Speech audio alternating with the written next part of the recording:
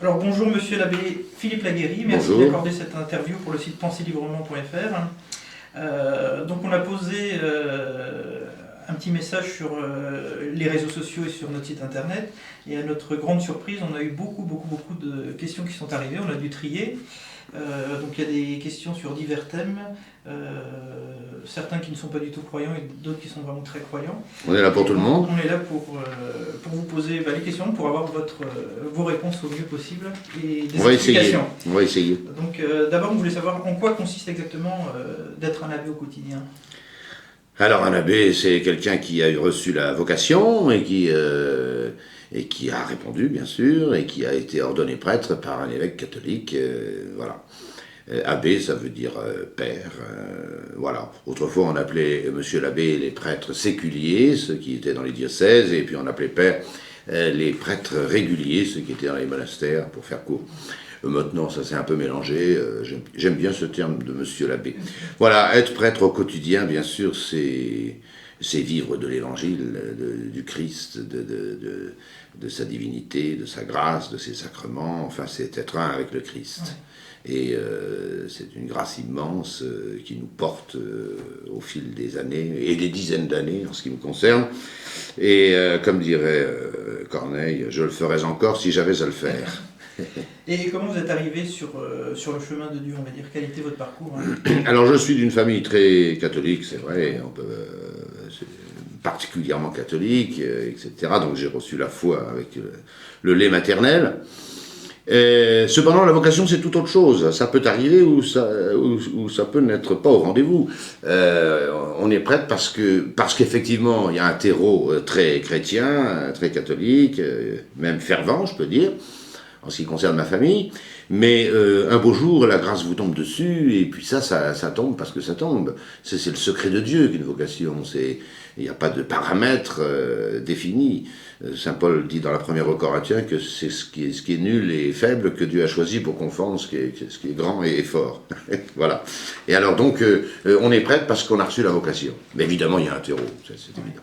Et il faut quel niveau d'études pour arriver à être abbé, on va dire? Alors au séminaire, on prend ici, là, dans cet établissement, on est au séminaire Saint-Vincent de Paul à Courtalin, à côté de Châteaudun, Chartres, et on prend jamais sans le bac. Ça, il faut avoir son bac pour éventuellement rentrer chez nous.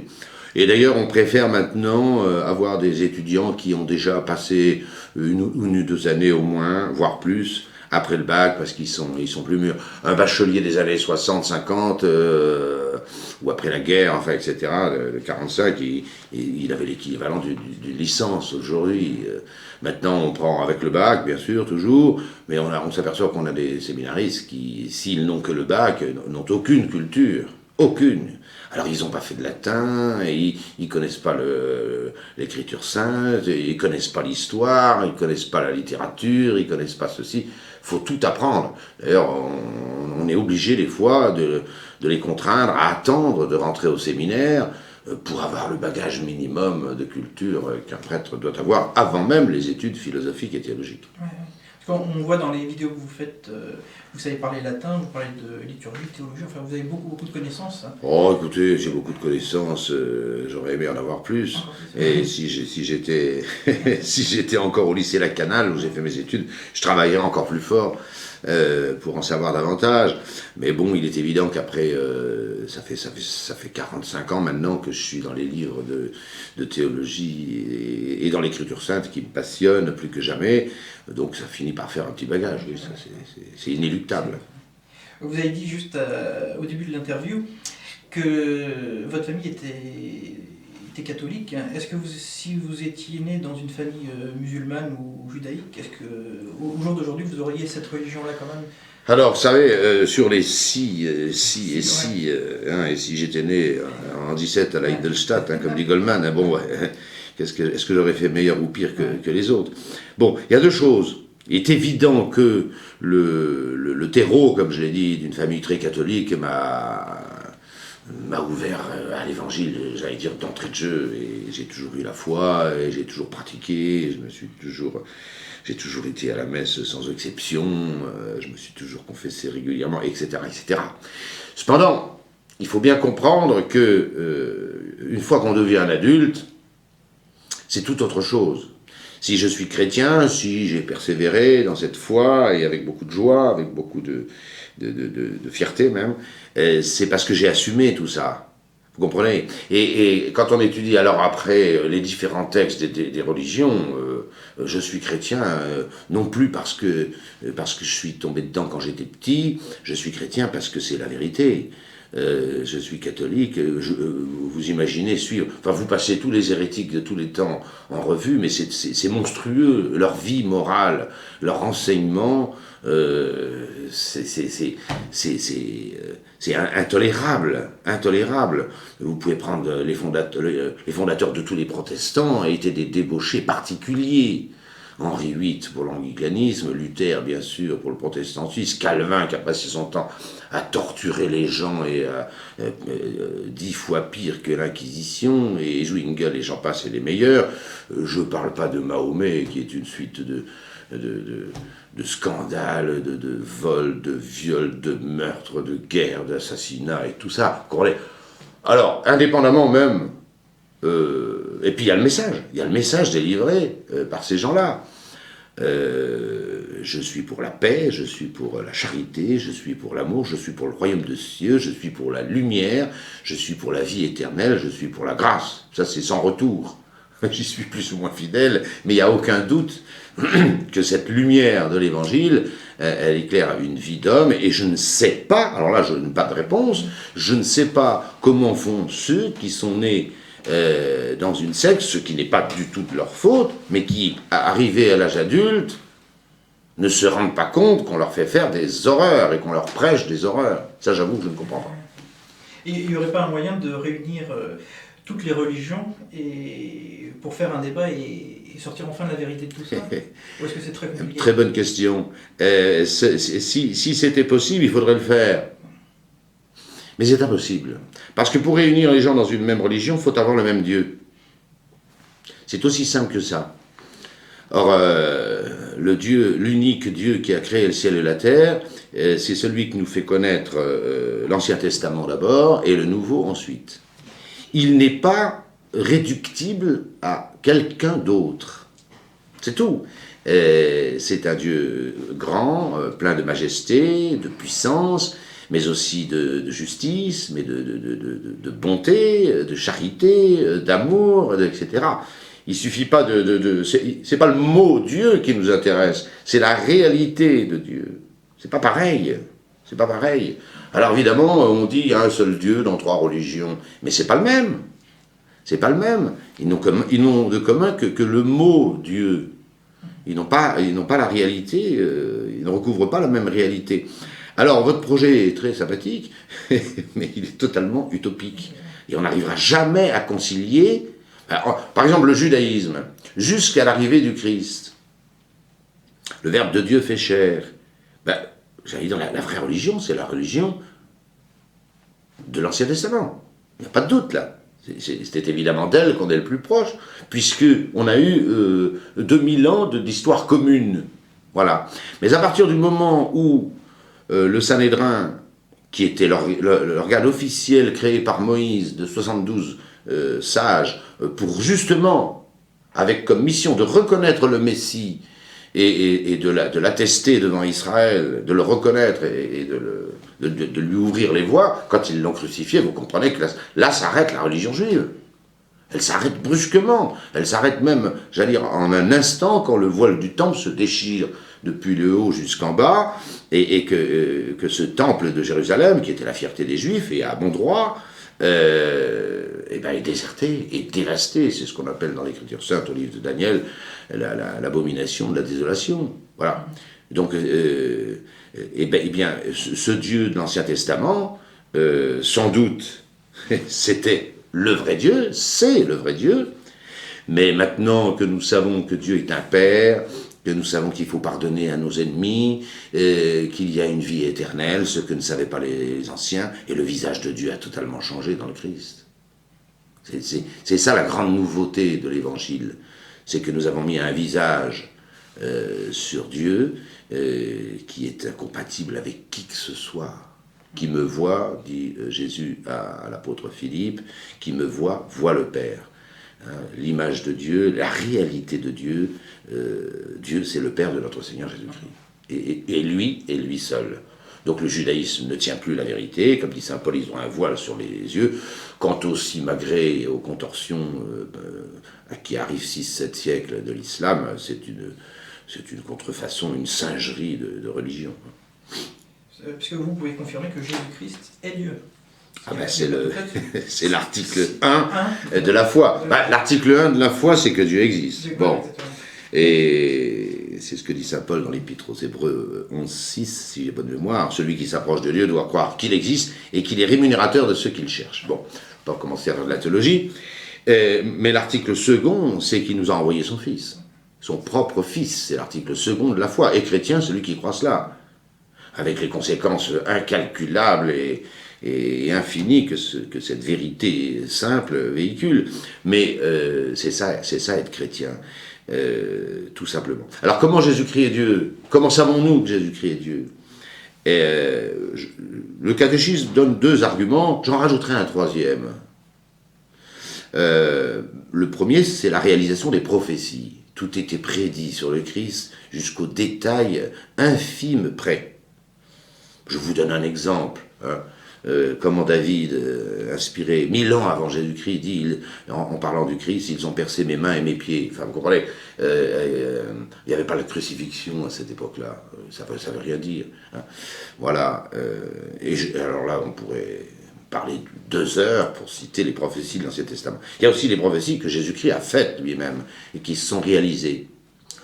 De nombreuses prophéties, comme la destruction du temple. En vérité, je vous le dis, dit-il 40 ans avant la destruction totale du temple par Titus, sous les ordres de Vespasien, il annonce qu'il ne restera pas pierre sur pierre de cet édifice. Mais bon, tout ça, c'est les prophéties. La grande prophétie du Christ, réalisée par lui, c'est sa résurrection. Le Christ annonce 8 ou 9 fois dans l'Évangile, avec des termes variés, mais 3 fois officiellement, qu'il va monter à Jérusalem, qu'il sera capturé, flagellé, qu'on crachera sur lui, qu'on se moquera de lui, mais le 3e jour, il ressuscitera. Ça me fait me souvenir d'un dialogue entre Bonaparte, qui n'était pas encore empereur, et Cambacérès. Cambacérès disait à Bonaparte, vous êtes devenu tellement célèbre que vous pourriez fonder une religion. D'ailleurs, Napoléon, sur la fin, qui ramollissait un petit peu, était tenté par ça. Mais dans un dernier bon sens, Napoléon, et qui a fait un catéchisme, où il parle de Jésus-Christ, puis à la fin c'est le culte de l'empereur 100%. Il a quand même répondu à Cambacérès, bon, évidemment, j'ai pas de solution sur la vie éternelle. J'ai pas de solution. Il faudrait pour ça que je puisse ressusciter le 3e jour après ma mort, et ça je ne sais pas faire. Voilà. Donc premier faisceau de preuve de Jésus-Christ, c'est les prophéties réalisées. Voilà. La deuxième, c'est les miracles. Les miracles de Jésus-Christ sont tout à fait à part. Jésus-Christ fait des miracles non pas en invoquant la puissance de Dieu, comme font les saints, comme font les prophètes de l'Ancien Testament. Élie a ressuscité un mort, Élisée a ressuscité un mort. Mais si je puis me permettre, ces résurrections sont extrêmement laborieuses. Il se couche 7 fois sur l'enfant, il réchauffe la chair, il supplie Dieu de faire quelque chose. Voilà. Vous comprenez qu'on n'est plus du tout dans le même dispositif. Jésus-Christ fait des miracles les plus étonnants en donnant des ordres. Jeune homme, je te l'ordonne, lève-toi. Lazare, dehors. Il étend la main, la tempête se calme, et ainsi de suite, et ainsi de suite. Vous comprenez ? Ça veut dire que la puissance des miracles, qui est celle de Dieu, Jésus-Christ l'a par lui-même, tout simplement. Et en particulier un miracle que seul il a pu faire et que personne d'autre ne fera, celui de se ressusciter lui-même, d'où l'importance de la résurrection. Voilà. J'ajouterai une 3e preuve de la divinité de Jésus-Christ, c'est la sainteté de Jésus-Christ. C'est la sainteté. Quand on lit l'Évangile, quand on fréquente l'Évangile, quand on en vit, on s'aperçoit que cet homme Jésus-Christ, comme l'appelle audacieusement saint Paul, il est d'une sainteté incommensurable, sans limite. il a l'équilibre, il a il n'a pas le trop ni le trop peu, il a la mesure de toute chose, et une mesure qui n'est pas de la médiocrité, qui est au contraire infiniment transcendante. C'est un argument, si vous voulez, que ne peuvent comprendre que ceux qui sont déjà convaincus. Je comprends, je mesure ce que je dis. Mais pour moi, à l'heure actuelle, c'est de loin le plus fort. Celui qui a pu dire « je suis la voie, la vérité, la vie », et qui lui-même a mené une vie pas seulement d'une rectitude morale, c'est pas ce que je veux dire, mais d'une sainteté aussi exceptionnelle, ce n'est pas de l'homme. Voilà. Et pour ça, il faudrait connaître parfaitement l'Évangile. Et moi, c'est plutôt sur cette preuve, la sainteté de Jésus-Christ, que j'ai la persuasion absolue que Jésus-Christ est Dieu. Et pour ceux qui sont à fond, mais dans les autres religions, est-ce qu'ils iront au ciel une fois qu'ils sont morts? Est-ce qu'ils auront le droit ou pas du tout? Aller au ciel, c'est mourir dans l'amour de Dieu, Parce qu'ils ont un Dieu pour dans l'amour du vrai Dieu. Du vrai Dieu. Pas d'une idole, voilà, c'est pas Johnny Hallyday ou Sylvie Vartan qui sauvera les hommes. Hein. C'est ni Mohamed, ni Bouddha, voilà, bon. Alors, qu'est-ce qu'il faut? La théologie catholique est très précise là-dessus. Hein. On ne peut pas demander à quelqu'un qui a une ignorance invincible de l'Évangile d'être baptisé, de recevoir les sacrements. Qu'est-ce qu'on lui demande? On lui demande d'avoir la foi au vrai Dieu. J'ai parlé de cette foi tout à l'heure, de saint Paul aux Hébreux. Croire que Dieu existe, le Dieu qui a créé le ciel et la terre. Et ça, j'allais dire, c'est relativement facile à quelqu'un qui ne met pas d'obstacle moral dans sa vie. Pourquoi? Parce que, comme dit saint Paul aux Romains, les perfections de la création prouvent à l'envi les perfections et l'existence de Dieu. Et l'athéisme est un phénomène récent et monstrueux. Nos sociétés sont en train de se dissoudre et d'éclater, mais c'est à cause de l'athéisme. C'est là où je rejoindrai les musulmans, là par contre, hein, voilà, sur ce point précis, et uniquement là-dessus. L'athéisme qui est beaucoup mise en place par la Fondation de Dieu aussi. Bah évidemment, mais c'est une autre question. Alors, comment quelqu'un qui n'est pas catholique peut-il être sauvé? Il faut qu'il croie que Dieu existe, et qu'il est rémunérateur de ceux qu'il cherche, dit saint Paul.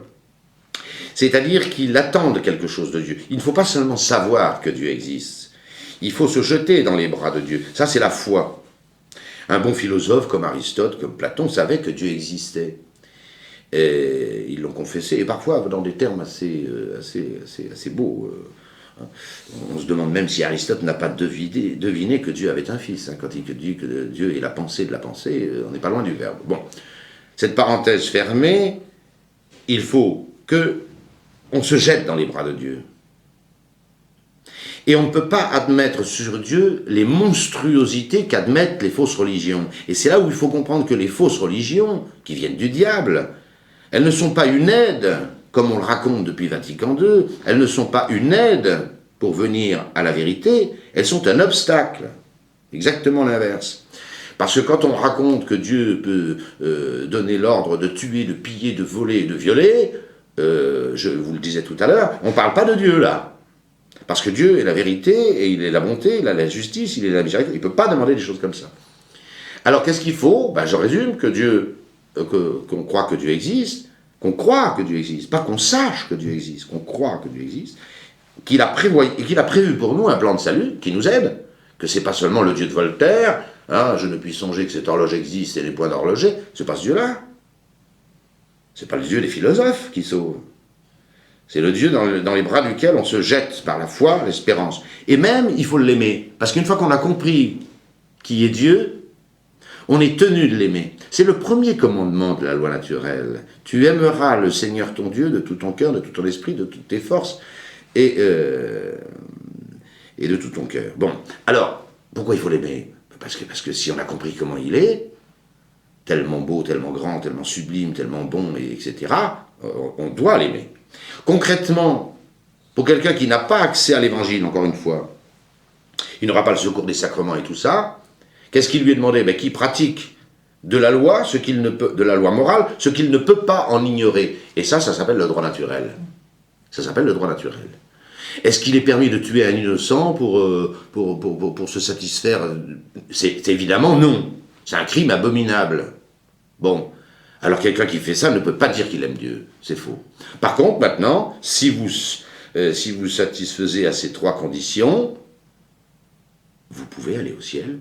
On va dire que c'est le minimum requis pour être un bon catholique. On n'est même pas catholique en ce sens qu'on n'est pas baptisé. Pour être catholique, il faut être baptisé. Mais on peut vivre dans la grâce, dans la charité, dans l'amour de Dieu. C'est possible. J'espère que c'est fréquent. Je n'en sais rien. C'est Dieu qui verra. Hein. J'en sais rien. Un catholique, il a une certitude avec son baptême. Et s'il vit de la grâce de Dieu, il ira sûrement au ciel. Les autres, comme on dit tous les papes de l'histoire, c'est très hasardeux, on n'en sait rien. Tant mieux pour eux s'ils arrivent à se... voilà. Alors on peut très bien admettre qu'il y ait un brave païen qui croit en Dieu, qui le prie, qui lui demande du secours, et puis finalement qui, à force de lui parler, l'aime. Et puis respecte, encore une fois, de la loi morale, ce qu'il ne peut pas en ignorer. En gros, même le mensonge, vous voyez, le mensonge, c'est pas un péché très grave. C'est même un péché, dit la théologie, véniel. On ne fait pas une chose très grave quand on ment, quand la secrétaire dit le patron n'est pas là alors qu'il est juste derrière la porte. Bon. Mais on ne peut pas ignorer que c'est mal. On ne peut pas admettre le mensonge. Si on admet le mensonge, il n'y a plus de vie sociale possible, il n'y a plus rien. Tout ce que je vous dis, si vous ne pensez pas que je le pense, enfin, vous comprenez, c'est fini. Alors, il n'y a plus de justice, il n'y a plus de vie sociale, il n'y a plus de vie politique, il n'y a plus de vie morale, il n'y a plus rien. Voilà. Donc, quelqu'un ne peut pas ignorer, puis c'est un péché très spécial, le mensonge. De sa nature, c'est un péché qu'on ne peut pas ignorer. Pourquoi? Parce que quand on ment, on prononce quelque chose qu'on sait être faux. Donc on ne peut pas ignorer que c'est faux. Voilà. C'est très spécial, ce péché. Il y a certains qui disent que la religion catholique, si Jésus-Christ était Dieu, on n'aurait pas besoin de prier les saints. Lui, il s'occuperait de tout, on va dire. Qu'est-ce que vous avez à dire là-dessus, que dans la religion catholique, il y ait autant de saints et Je réponds que qu'on puisse prier pour eux? Les saints n'ont d'efficacité que celle de Jésus-Christ. C'est une question de vecteur. Les saints qui sont au ciel, comment peuvent-ils intervenir en notre faveur? Autrement dit, sur quel fondement appuyer la prière que nous leur adressons? C'est uniquement dans la puissance divine. Prenez Sainte Thérèse de l'Enfant Jésus, qui a promis depuis le haut du ciel de répandre une pluie de roses de grâce donc sur la terre. Alors, je pense qu'elle le fait. Elle a fait des miracles innombrables. Elle a arrêté des trains avant l'écroulement d'un pont, etc. Enfin, beaucoup de choses étonnantes. Bon, mais l'efficacité de Sainte Thérèse et de tous les saints, elle passe par Dieu. L'efficience de toute intercession, elle est en Dieu, elle est fondée en Dieu. Alors, pourquoi s'adresser aux saints plutôt que de s'adresser directement à Dieu, comme dit le proverbe? Moi, je préfère m'adresser à Dieu qu'à ses saints. Parce qu'ils ont une puissance d'intercession auprès de Dieu qui, elle, incline le cœur de Dieu à nous exaucer. C'est Dieu qui nous exauce tout le temps. Hein. C'est par la puissance de Dieu. Seulement, Dieu écoute plus volontiers ceux qui sont plus saints que nous-mêmes. C'est une question. Voilà. C'est exactement comme dans une société économique, sociale, politique, culturelle, tout ce que vous voulez. Ben, c'est vrai que le contremaître du patron est plus puissant auprès du patron que le dernier employé ou même qu'un étranger. Il est plus puissant. C'est une question d'intercession. Mais l'efficience vient toujours de Dieu et de son Christ, Jésus. Et est-ce que tous les saints ont le même pouvoir ou est-ce qu'il y a aussi une hiérarchie Eh bien évidemment qu'il y a une hiérarchie chez les saints. Il faut trouver il faut trouver celui qui vous convienne. Et puis j'allais dire, il y a une très grande liberté. D'abord, il y a tellement de saints qu'on ne peut pas s'adresser à tous. Il y a une affinité entre certains saints et nous. Il y a une affinité. Bon, moi j'ai des saints préférés. Je ne donne jamais leur nom parce que je veux les garder pour moi. Hein. Je suis très égoïste pour ça. Voilà, donc je ne vous dirai pas les saints que je prie plus volontiers. Si, il y en a un, je peux le dire. Je prie souvent Saint Paul, apôtre. Pourquoi? Parce que il est tellement... il a tellement la science de Dieu qu'on ne se réfère à lui qu'au niveau de sa science. et non pas au niveau de sa sainteté. Voilà, tout le monde connaît Saint Paul, on le lit tous les dimanches, pratiquement à chaque épître de toutes les messes, et puis, ben alors, Saint Paul, c'est le docteur absolu du catholicisme, quoi, au point que ce chenapan de Voltaire disait que c'était lui qui avait fondé la religion du Christ. Bon, il poussait un peu loin, mais voilà, on comprend pourquoi il dit ça. Alors moi, je prie volontiers Saint Paul comme le grand saint Saint Paul, parce que je pense que beaucoup ne pensent pas le faire. Mais vous voyez, j'ai déjà dévoilé pas mal de mes batteries. Alors j'arrête là.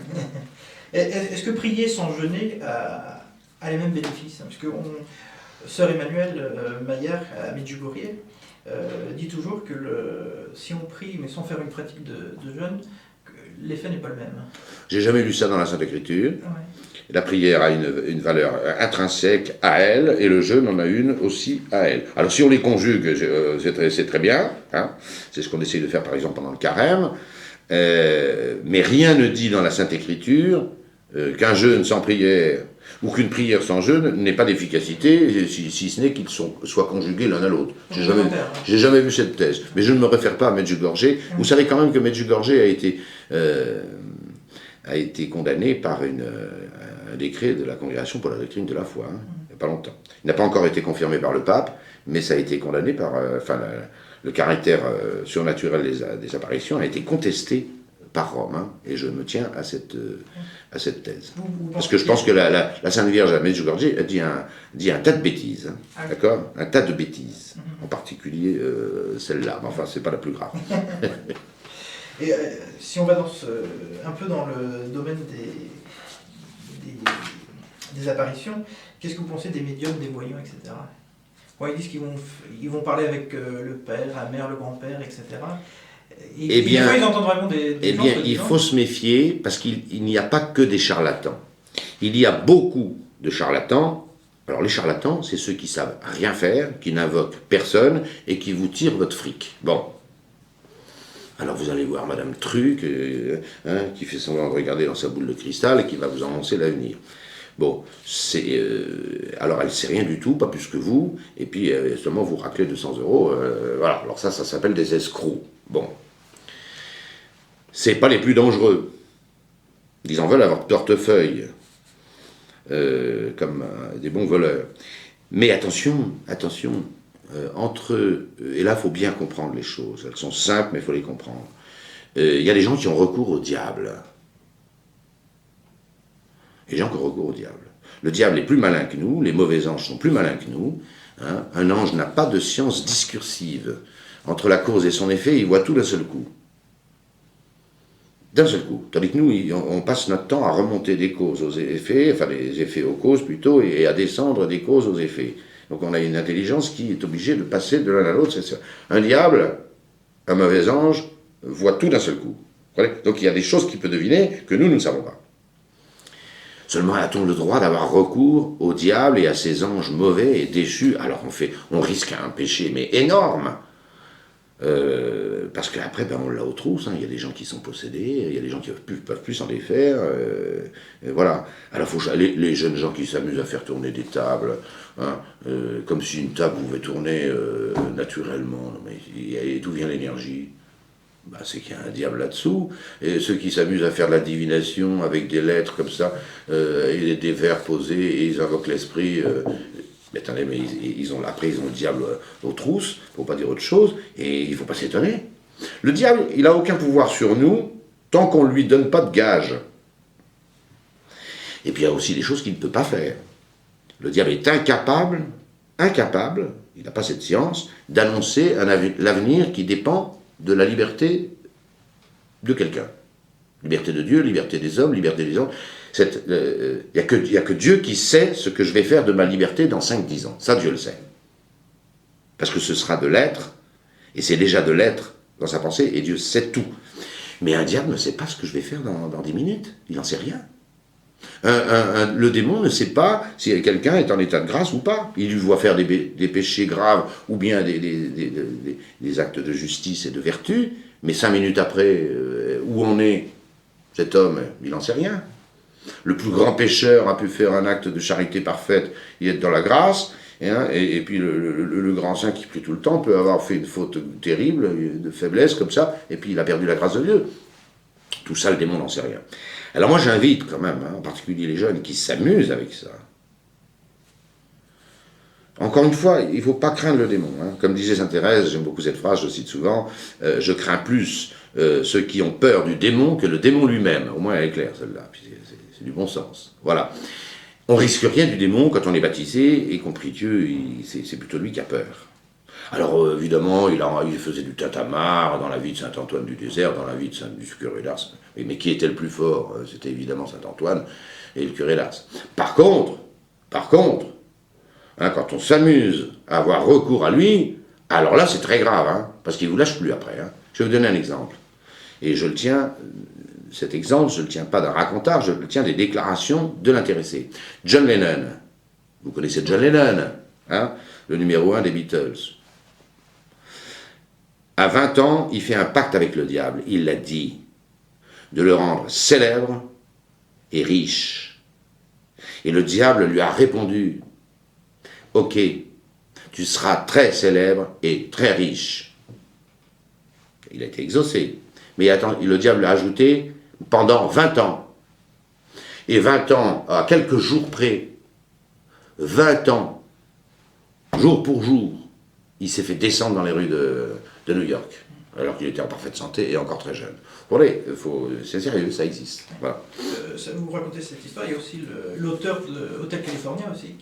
Également, beaucoup de vedettes de ce monde ont eu Led Zeppelin, oui, et puis Eagles, etc. Ils ont tous.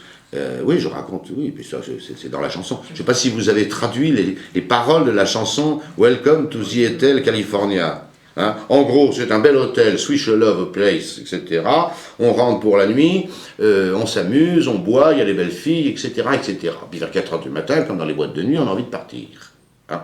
Voilà. Ah ben là, on leur dit non, messieurs, vous ne partez pas. De l'hôtel California, on n'en sort pas. Ah bon?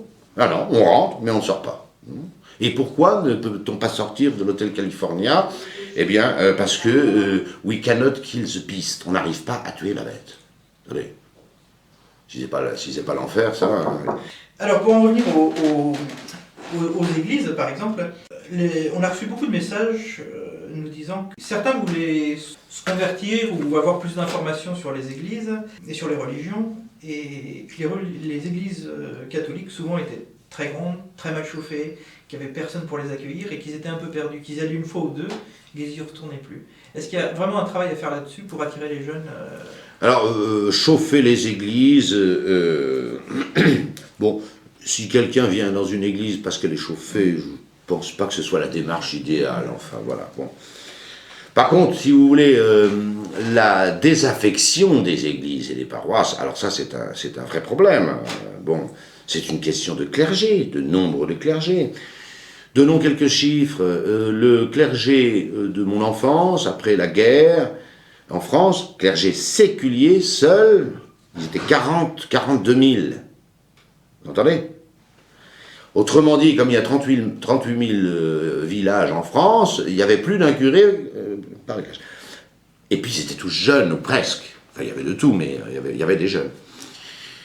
Le clergé, aujourd'hui, il ne reste plus que 13-14 000 prêtres, dont la moyenne d'âge est de 72 ans. Vous comprenez? Alors, on ne parle plus de la même chose. Il ne faut pas s'étonner que toutes les églises soient vides. Elles ne sont jamais ouvertes. Et il n'y a pas de prêtres. Alors, une église sans prêtre, ça ne fonctionne pas. Ils ont tout essayé, ça ne marche pas. Les gens, ils viennent pour la foi et les sacrements, et ça, c'est le prêtre qui distille ça.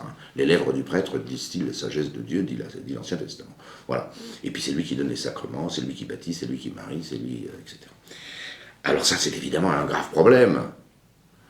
N'inversez pas les causes. Les églises sont vides et pas chauffées parce qu'il n'y a pas de prêtre.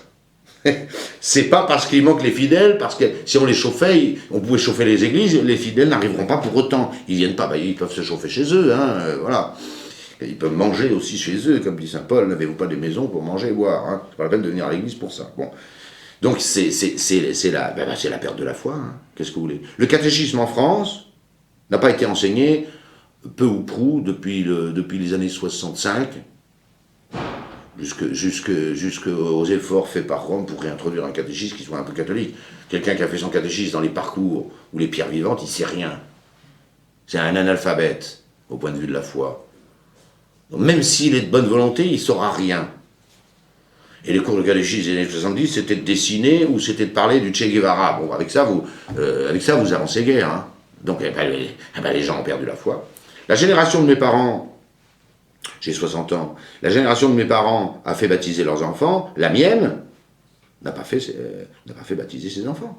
On est tombé de 85-90% de baptisés à, on ne sait pas très bien les chiffres aujourd'hui parce que c'est difficile à comptabiliser, mais peut-être 30, j'en sais pas, 30, 35. Donc il y a plus d'un catholique sur deux qui a disparu. Et ça, c'est la désertification de l'enseignement du catéchisme, c'est clair. Et qui a fait également chuter les vocations. Il y a un grave problème dans l'Église. Hein. Et je ne pense pas que les évêques aujourd'hui le comprennent très bien. Et ils ordonnent un prêtre, 2 prêtres, à part à Paris peut-être, hein, quand ils en perdent 15 ou 20 dans l'année. Et ça continue. Moyenne d'âge, 72 ans. C'est une question statistique, ça encore. Et l'imposition de la laïcité par l'État, est-ce que ça n'aide pas à tout ça, quoi? Alors c'est vrai que, c'est très vrai en soi, quand l'État favorise la religion, c'est une facilité. Je pense à une lettre de Saint Jean-Eudes à la reine de Pologne, lui écrivant « Majesté, vous pouvez plus pour la cause catholique que tous les missionnaires de votre pays réunis. » Vous voyez ce qu'il veut dire? Voilà. Alors c'est vrai que l'athéisme militant de toutes les écoles publiques est quelquefois sous contrat. La théorie universelle, le dogme de l'évolution, qui fait que un jeune homme, une jeune fille qui vit dans la débauche, je dis, après tout, si je descends du singe, ça n'a pas beaucoup d'importance. Hein, vous comprenez? Si j'ai pas d'âme immortelle, si j'ai pas d'âme, alors je m'envoie en l'air, et puis je me drogue, et puis puis je vole, et puis je pille, et pourquoi pas, voilà. Donc, cet enseignement de l'athéisme et du matérialisme, hein, qui a été le lot de toutes les écoles, qu'elles soient publiques ou sous contrat, ça a fait cette génération de presque d'athées, quoi. Alors maintenant, il y a eu un début d'inversion. Il y a un début d'inversion, et il est encore bien timide. Voilà, les gens commencent à se poser des questions. Un homme, c'est pas un animal. Hein. Je passe 50 ans à boire, à manger et le reste, et puis je meurs comme un chien. Non. Un homme, c'est autre chose. Dans les administrations, par exemple, on nous impose la laïcité, mais par exemple, dans les tribunaux, on est obligé de jurer sur la Bible. Ah, ça m'a toujours... Est-ce que c'est pas quelque chose d'incohérent? Ah, c'est totalement incohérent. Moi, je le dis dans mon cours de catéchisme pour adultes. Et des fois, moi, je suis allé au tribunal pour un excès de vitesse, etc., ou pour comme témoin dans une autre affaire. On nous fait jurer. Alors moi, ça a un sens. Jurer, c'est prendre Dieu à témoin de la vérité de ce qu'on va dire. C'est très grave de juger. C'est très important, c'est un acte solennel. Mais qu'on fasse encore jurer dans des tribunaux où on ne croit ni à Dieu ni à diable, c'est proprement hallucinant. Ça ne veut rien dire. Ça ne veut rien dire. On ne jure pas vis-à-vis d'un homme, on promet éventuellement, on peut promettre au président du tribunal de ne pas lui raconter trop de bobards. Enfin, ça n'engage pas grand-chose. Hein. Qu'est-ce qu'il en saura? Bon, voilà. Tandis que l'autre fois, quand on jurait, on jurait sur le Christ, sur l'Évangile, sur Dieu. Et attention, hein, les théologiens du Moyen-Âge étaient drastiques là-dessus. Un homme qui avait fait un seul parjure, pour eux, ils l'envoyaient en enfer. Hein. C'était un des péchés les plus graves, le parjure. Un des péchés les plus graves. Et c'est normal. C'est vraiment se moquer de Dieu. Parce que, vous comprenez, Dieu, lui, sait tout. Vous comprenez? Il n'y a pas de mensonge devant Dieu. Enfin, il connaît tous les mensonges, plus exactement. Voilà. Ça ne veut plus rien dire. Je me pose la même question que vous, je ne peux pas y répondre. C'est une ânerie, encore une de ces âneries de la République, qui nous fait encore jurer, c'est-à-dire s'engager à dire la vérité devant Dieu, prendre Dieu à témoin de la vérité, alors qu'il ne croit pas en Dieu. Alors, ça n'a pas de sens. Ça me rappelle l'autre jour un athée qui me dit moi j'admets que Jésus-Christ est le Fils de Dieu. Je lui dis mais enfin vous êtes quand même un peu bizarre. Vous admettez que Dieu a un fils, mais Dieu n'existe pas. Alors, attendez, qu'est-ce que c'est que ce fils d'un Dieu qui n'existe pas? Bon, enfin, bref. On n'est plus à une incohérence près dans ce 21e siècle. Tout à l'heure, vous nous avez parlé de baptême aussi. Certaines religions, je crois que c'est le protestantisme, on a reçu des questions là-dessus. Disons que le problème du catholicisme, c'est qu'on faisait le baptême à des enfants de 3 mois. Que le baptême servait surtout à nettoyer les péchés et faire un lien direct avec Dieu. Et comment on pouvait baptiser un enfant de 3 mois? Normalement, il n'avait aucun péché. C'était l'incohérence du monde catholique. Très bonne question. D'abord, les protestants devraient se renseigner. Le baptême des enfants dans l'Église, il est de l'époque apostolique. C'est-à-dire que les apôtres ont prêché aux adultes, mais dès que ces adultes étaient convertis eux-mêmes, baptême des adultes, ils ont immédiatement, avec l'aval des apôtres, et ceci date du temps des apôtres, fait baptiser leurs bébés. Je prends un exemple historique et célèbre. Saint Polycarpe de Smyrne est martyrisé en 150, retenez les dates. Il a 86 ans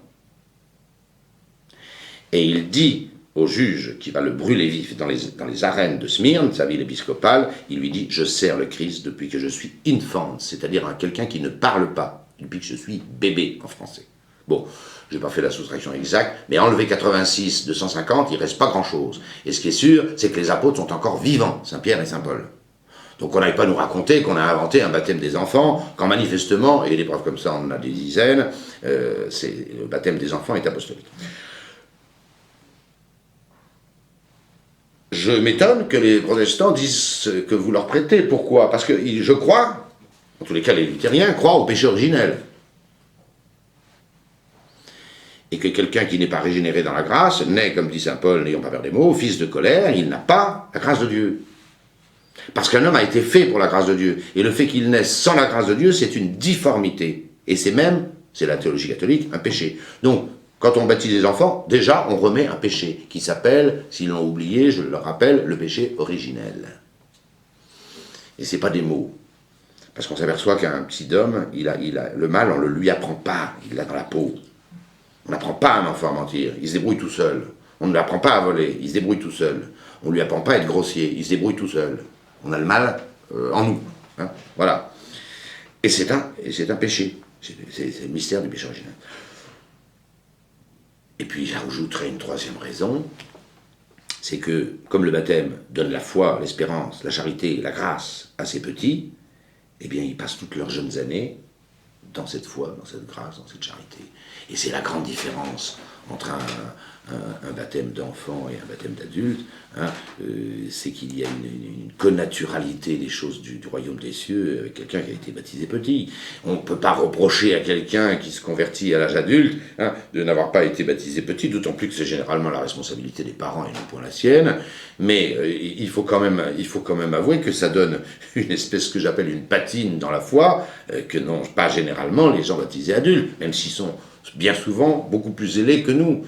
Donc, pourquoi? Parce que nous, on a vécu dans la foi et dans la grâce de Dieu, toute notre enfance, toute notre adolescence.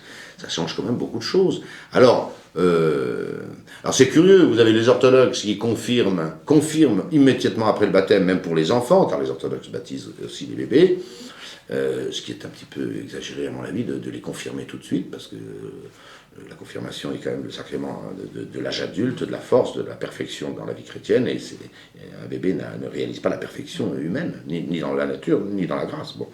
Voilà, à réaliser que là encore, c'est l'Église romaine qui a raison, depuis 2000 ans, il faut baptiser les enfants et les confirmer quand ils deviennent adolescents. Est-ce que tout le monde peut baptiser? Un simple chrétien peut être baptisé par un abbé, un prêtre? Alors validement, tout le monde peut baptiser, même un païen, même quelqu'un qui n'y croit pas. Ah oui. Même quelqu'un qui n'y croit pas. Il n'est pas nécessaire pour donner validement les sacrements, enfin celui-là en tout cas, d'avoir la foi. Pour les autres, il faut être prêtre, bien sûr.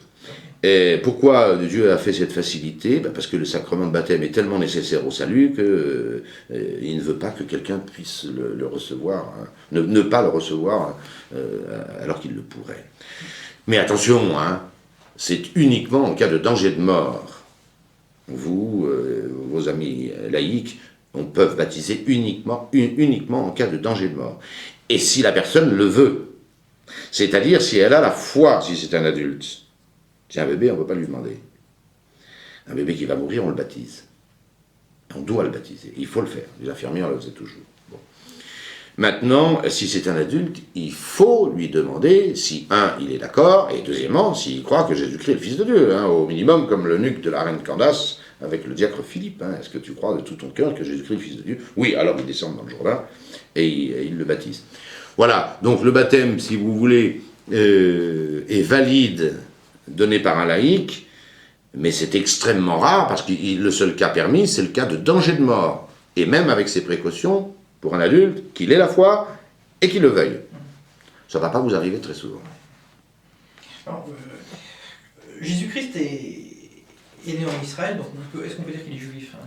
Mais Jésus-Christ est plus juif, excusez-moi, mais tu meurs. C'est le plus juif de tous les juifs de l'histoire, c'est Jésus de Nazareth. Et puis même, pas seulement parce qu'il descend de la tribu de Juda et des rois d'Israël et de David, etc., mais également par son comportement, même sa structure, si je puis dire, intellectuelle, mentale, affective, est d'un juif. Pas seulement par la race, par la circoncision, par la physiologie, mais même par la psychologie. Il est pétri de l'Écriture sainte. Jésus, il pratique une phrase sur deux, voire 2 phrases sur 3 du Christ, c'est des citations de l'Ancien Testament, qui l'assaisonnent avec un art et et puis son autorité insurpassable. Voilà, alors franchement, si le prototype du juif, c'est Jésus de Nazareth. En deuxième position, je mettrais Saint Paul, qui est pas mal non plus, dans le genre. Quand on dit les juifs sont le peuple élu, est-ce qu'ils sont le peuple élu parce qu'ils devaient annoncer que Jésus-Christ était Dieu, ou est-ce qu'ils sont le peuple élu parce qu'ils sont supérieurs, on va dire? Ah non, c'est pas la race supérieure, hein, d'accord? Alors là, il y a une confusion énorme, et si on essaye de démêler ça, on va y arriver, mais il faut faire très attention à ce qu'on dit. Le peuple élu est le peuple élu, c'est Dieu qui l'a décidé, il a choisi les Juifs, les descendants d'Abraham, d'Isaac et de Jacob, pour leur confier la révélation. Et même à terme, de leur confier la réception de son fils quand il viendrait. Donc ils sont le peuple élu. Et puis, j'allais dire, ils le sont toujours, à cet égard, ils le sont toujours. C'est à propos de cette vocation du peuple d'Israël que saint Paul dit dans l'Épître aux Romains que c'est à propos de ça, que les dons de Dieu sont sans repentance. Quand Dieu donne, il ne retire jamais. Vous pouvez jeter le cadeau qu'il vous a fait, mais lui ne vous le retirera pas. Parce que Dieu est fidèle. Donc Dieu a choisi ce peuple pour le préparer à recevoir le Messie. Ils ont rejeté le Messie, ils l'ont crucifié. Bon, c'est une affaire entendue. Et l'organe officiel du judaïsme, le Sanhédrin, j'ai fait allusion tout à l'heure, l'a refusé, ce qui fait que ils n'ont plus le royaume des cieux. Le royaume des cieux, dit Jésus, vous sera enlevé et sera confié à un autre peuple qui en produira les fruits. C'est les catholiques. Mais ils sont toujours le peuple élu. Parce que les dons de Dieu sont sans repentance. Et on voit bien que dans tout juif, il y a un mystère. Il y a un mystère profond. Il y a une élection. Il y a une élection en tant que peuple. Comment ce peuple, qui a été persécuté, martyrisé au cours des siècles, dispersé, n'ayant plus de... Voilà. Le sionisme est un phénomène récent par rapport à l'histoire. Comment ça se fait qu'il se maintient avec autant de cohérence, voilà. Je pense que c'est un effet de l'élection divine, qui, encore une fois, ils y ont été infidèles, mais cette élection existe toujours. C'est le premier point. Mais attention, l'Ancien Testament est basé sur la race. Il est basé sur la race, ce que les Juifs n'ont jamais oublié. Comment appartient-on au peuple élu, au peuple d'Israël? Parce qu'on est descendant d'Héber, le grand-père d'Abraham, et fils d'Abraham. C'est ça qui fait qu'on est du peuple élu. Avant même la circoncision. La circoncision, sans doute, elle vient des pères, mais c'est cette race. Le Nouveau Testament n'est plus fondé du tout sur la race, plus du tout. Il n'y a plus ni juif, ni grec, ni homme, ni femme, ni esclave, ni maître. Terminé. Mais tout est une nouvelle créature en Jésus-Christ, par la foi. C'est ça le Nouveau Testament. Alors il y aura toujours, si vous voulez, une mentalité chez les Juifs de continuer à faire consister le royaume des cieux en le fondant sur la race, ce qui n'est plus le cas. C'est fini ça. C'est fini. Alors ici, c'est des questions très délicates. Très délicates. Dans l'Ancien Testament, c'est toujours la semence d'Abraham. Même dans le Magnificat, la Sainte Vierge en parle. Le peuple élu, c'est la semence d'Abraham. Voilà. Et encore une fois, cette élection, même s'ils y ont été infidèles, demeure. Et elle était fondée sur la race. Elle était fondée sur la race. Ils ont été infidèles, ils restent sur le peuple élu, mais le royaume des cieux leur a été enlevé, hein, c'est clair. Ils ne possèdent plus le royaume des cieux. Parce que le royaume des cieux, c'est le Christ, Jésus, venu en terre, hein, c'est le Verbe de Dieu fait chair, et ça, voilà. C'est la grande question des Juifs. Essayez de parler de Jésus-Christ avec un Juif. C'est très rare qu'ils vous répondent. Pourquoi ils bottent toujours en touche? C'est quand même étonnant. Ils ont ce problème.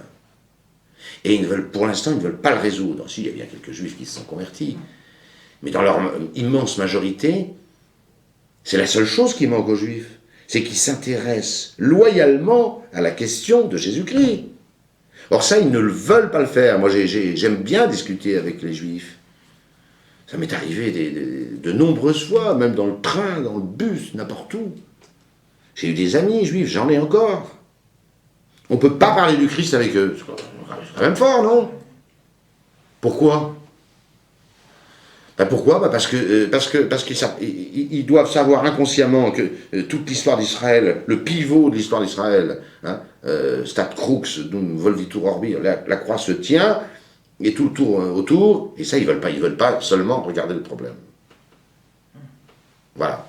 Est-ce que vous avez un avis par rapport à un avis religieux, hein, pour ne pas rentrer dans la politique, un avis sur le conflit israélo-palestinien justement? Insoluble. Insoluble. Insoluble. Insoluble. Malheureusement, insoluble. On a parachuté en 48... Oui, j'ai un avis. Mais j'ai un avis, mais j'ai pas de solution par contre.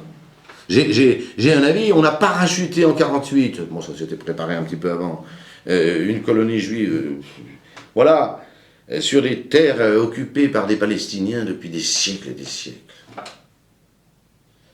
On avait pensé les installer en Argentine, on avait pensé les installer. Imaginez qu'on les ait installés dans le Berry, par exemple. On aurait la guerre palestinienne, on l'aurait dans le Berry. C'est tout.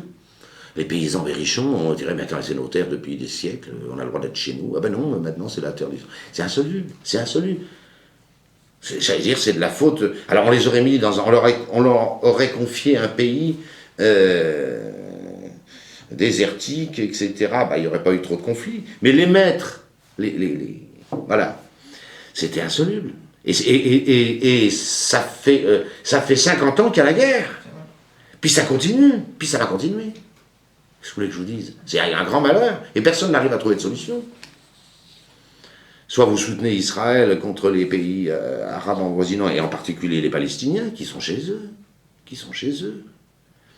Il y a tout chez les Palestiniens, il y a des musulmans, il y avait aussi des chrétiens, la femme de Yasser Arafat allait à la messe, et ça n'empêchait pas son mari de poser quelques bandes de temps en temps, enfin bref, mais le problème n'est pas là. Le problème n'est pas là. C'est qu'on ne remplace pas une population par une autre comme ça par décret. Si, il y a Staline qui a fait ça. Ouais, c'était les procédés de Staline. Quand il avait des Allemands dont il se doutait qu'ils seraient peut-être... enfin, des Russes même, qui doutaient qu'ils seraient un peu philo-allemands, il les déplaçait au Kazakhstan, etc. Allez hop, 3 millions de personnes déplacées. Mais c'est des méthodes de sauvage. C'est Hitler, c'est Staline, et puis les Anglais qui ont fait ça, mais c'est insoluble. C'est insoluble. Qu'est-ce que vous pensez de Vatican II? Beaucoup de catholiques sont contre le Vatican II. Ils disent que le Vatican II ne représente plus la religion catholique vraiment, qu'il y a une infiltration là-dedans. Que ce que Vatican II ait mis un coup d'arrêt à la mission de l'Église catholique, j'allais dire, c'est même pas discutable, hein, c'est les faits. C'est les faits. Pie XII écrivait une encyclique en 56-57, pratiquement, et il avait raison. Hein. L'évangile a retenti sur tous les continents, sur toutes les latitudes, selon la promesse du Christ. Hein. Cet évangile sera prêché dans le monde entier, et c'était pratiquement fait. Puis on s'aperçoit en 65. Il y a d'autres facteurs que le Concile Vatican II. C'est là où la question est très... voilà, il y a d'autres facteurs. Il y a la guerre, le 45, qui a été une catastrophe. La guerre de 14 d'abord, et puis la guerre de 45 après. Ça a tué l'Europe. Ces deux guerres ont tué l'Europe. Enfin, on peut discuter, mais c'est l'Europe qui envoie des missionnaires depuis 1500 ans, depuis 1800 ans. Enfin, allez, 1700 ans. Donc c'est un fait. Donc on a cassé l'Europe par la guerre de 14, une saignée épouvantable entre les nations chrétiennes. On a recommencé en 45, donc le foyer de missionnaires, c'est cassé. Donc il n'y a pas que Vatican II. Puis Vatican II a fini par ingurgiter la théologie, la philosophie des Lumières, composée entre cela. On a fini par admettre en doctrine, comme on finit par tout admettre, cette philosophie des Lumières, etc., ce naturalisme, ce rationalisme, etc., etc. Oui, mais seulement, bon, il y a une petite réaction de temps en temps, ici ou là, mais n'empêche que depuis ce temps-là, on n'a plus de missionnaires, et puis les églises se vident. Alors, j'allais dire, alors les gens disent, bon oui, mais le Concile de Trente, vous comprenez, on a mis 60 ans à l'appliquer. Oui, mais le Concile de Trente n'a pas vidé les églises, ni les séminaires, ils n'existaient pas, c'est lui qui les a créés, donc il faut arrêter les... On dit, c'est l'argument classique. Le Concile de Trente a mis 50 ans, 60 ans, et pas mal, il a fallu des saints pour faire produire au Concile de Trente ses fruits, c'est vrai, c'est vrai. Et puis il y avait des saints Vincent de Paul, et des Bourdaloue, et des saints François de Sales, les gens passent, et des meilleurs, vous comprenez, bon. Mais le Concile de Trente n'a pas mis un coup d'arrêt au dynamisme de l'Église. Au contraire, l'Église était en décadence depuis le 14e, 15e, a ajouté à ça la réforme qui lui a fait perdre, grosso modo, 2/3 de ses fidèles. Le Concile de Trente arrive, et la machine du Concile de Trente se met assez vite en route, et ça donne ce XVIe siècle, qui est un des siècles les plus catholiques de l'Église catholique, et le XVIIe, français en particulier. Bon. Voilà. Mais, alors il y a eu les guerres, on a pompé la sève du terroir des missionnaires catholiques. Bon. Il y a eu le Concile Vatican II, je vais y revenir. Il y a eu aussi les révolutions, la Révolution de 68. Attendez.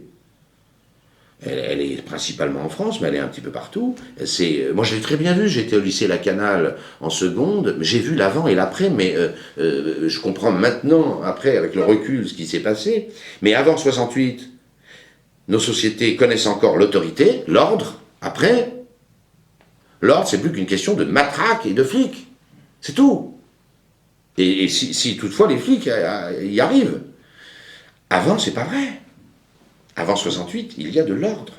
Il y a de l'autorité dans la rue, dans les magasins, il y a du respect, etc. Voilà. Il y a une civilisation. Il y a les valeurs communes que tout le monde défend. Ça, à 68, et puis la révolution sexuelle, la révolution rock'n'roll. Alors on a tout fait péter. Ah bah oui, mais attendez, et maintenant, il n'y a plus qu'un conglomérat d'individus déconnectés les uns des autres. Ça, c'est... Voilà. Alors, le rôle de Vatican II, il ne faut pas accuser Vatican II de tout, de tous les maux de la terre. C'est pas lui qui a fait les guerres, c'est pas lui qui a voilà. C'est pas lui qui a fait la révolution de 68. Pratiquement, ils sont concomitants. Mais au lieu, on a toujours réuni les conciles pour dénoncer les fléaux actuels et lutter contre. Tous les conciles ont été réunis. Les premiers conciles ont été réunis contre les hérésies. L'arianisme, le monothélisme, l'iconoclasme, et j'en passe, le monophysisme, et j'en passe, c'est les meilleurs. Il y a une erreur, les conciles sont réunis, ils condamnent cette erreur pour que la vérité vive. Et ainsi de suite. Au Moyen-Âge, il y a la simonie, les clercs sont concubinaires, on réunit un concile, ça va être difficile, pour régler ce problème. De tous ces clercs qui avaient 60 bénéfices et qui s'en mettaient plein les fouilles, avec un tas de maîtresses aussi, en passant. On a réglé le problème. Arrive le protestantisme. Il n'y a plus de salut par les œuvres. Vous pouvez faire n'importe quoi, hein, vous êtes sauvés. Tu crois, tu pêches fortement, disait Luther, et puis tu crois encore plus fort. C'est pratique. C'est pratique. Justification. Hein, c'est pas une question d'indulgence, le protestantisme. C'est ça. C'est ça. Est-ce que les œuvres sont... Est-ce que la foi seule sauve? Réponse, non. Et la justification n'est pas juridique, c'est pas un cache-misère, c'est la grâce de Dieu qui nous rend meilleurs et agréables à Dieu, ça existe. Bon, voilà le protestantisme. On réunit un concile, on condamne Luther, et l'Église repart. Là, il y a eu des fléaux en Europe terribles, la guerre, les nations chrétiennes qui se déchirent avec une boucherie épouvantable, ce fou d'Hitler, ce fou de Staline, voilà. Et là-dessus arrive donc la désertification, la ruine, j'allais dire, du fer de lance de la mission catholique.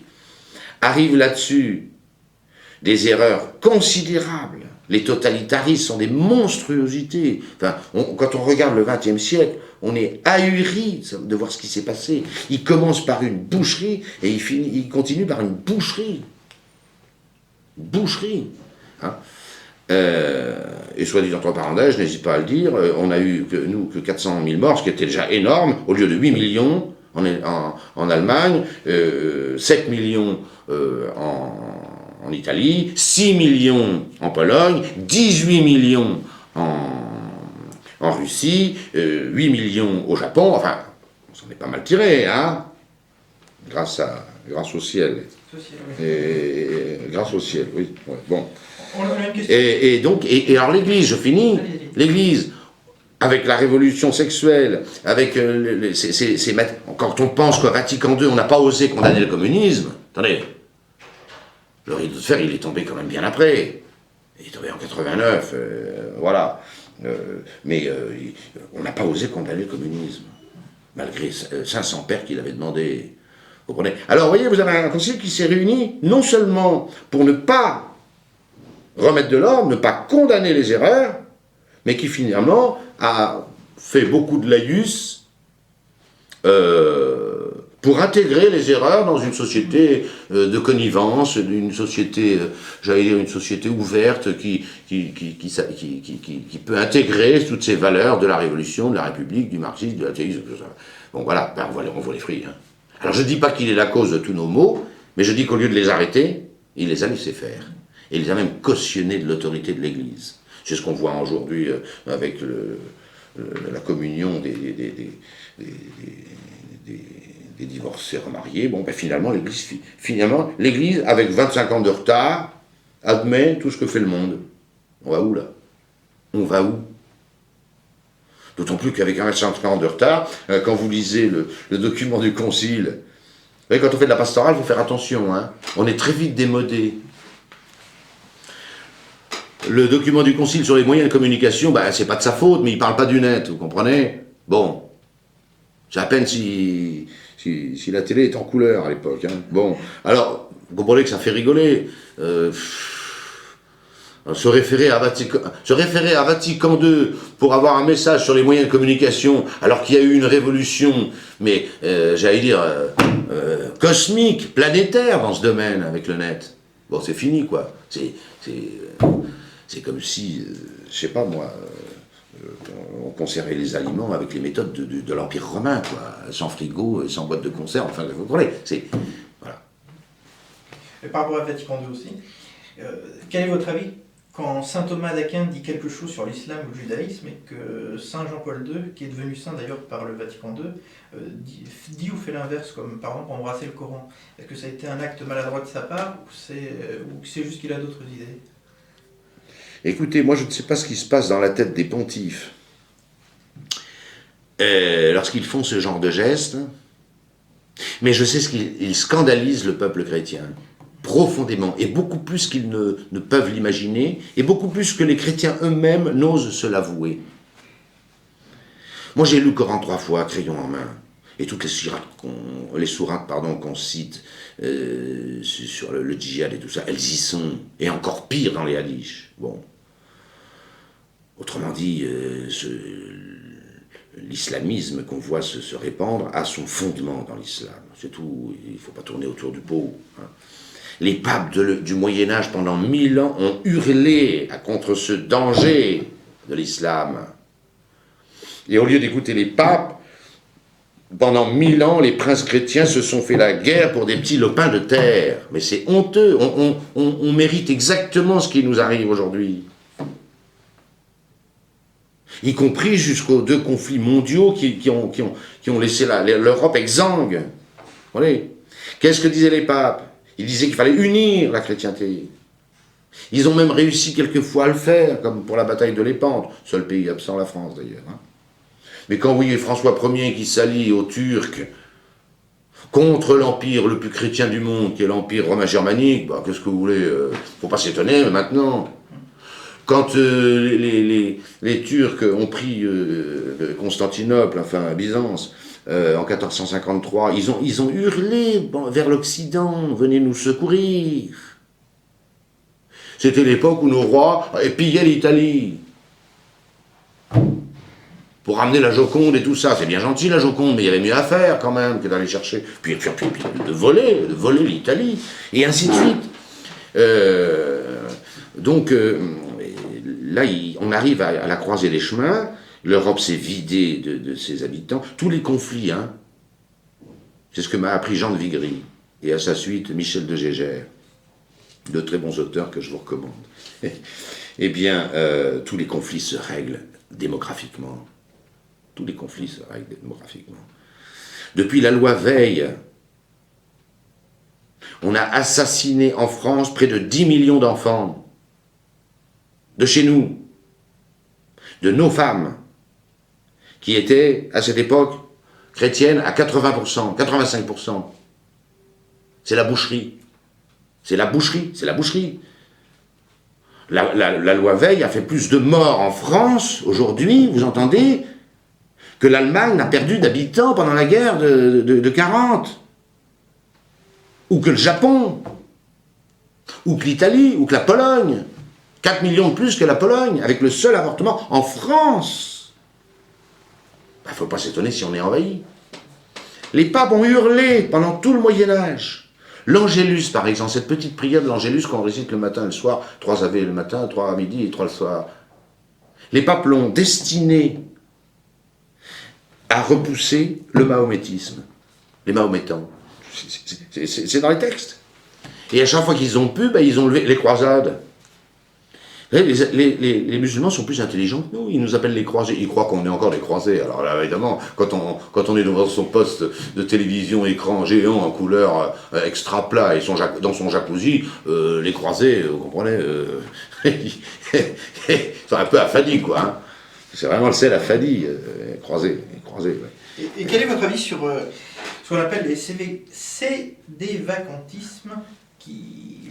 de plus en plus de jeunes... Alors, pour ceux qui nous écoutent et qui ne sauraient pas ce que c'est des vacantistes, ça veut dire que le siège est vacant. Quel siège? Il ne faut pas se tromper de siège. Il s'agit du siège de l'évêque de Rome, c'est-à-dire du pape. Il n'y aurait pas de pape. C'est une ânerie, mais complètement folle. Bon.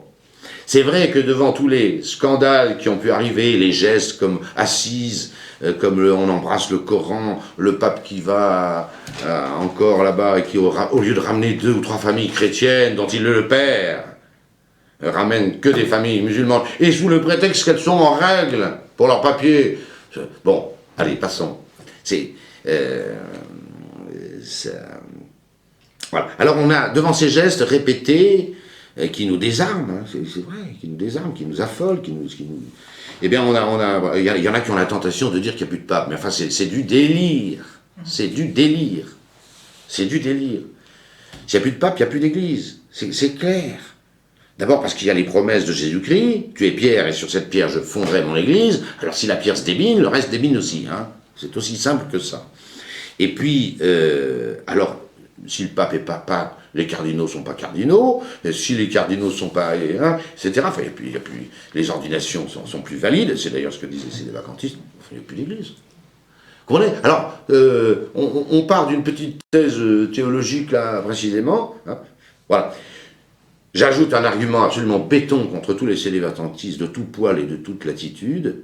C'est que si quelqu'un était reconnu pape, pourvu qu'il soit un homme, pas besoin d'être prêtre, si quelqu'un est reconnu pape par l'ensemble de la chrétienté, représenté par ses évêques, même s'il ne l'était pas, même si c'était un simoniaque, même si son élection était invalide, même s'il était hérétique, il serait le pape.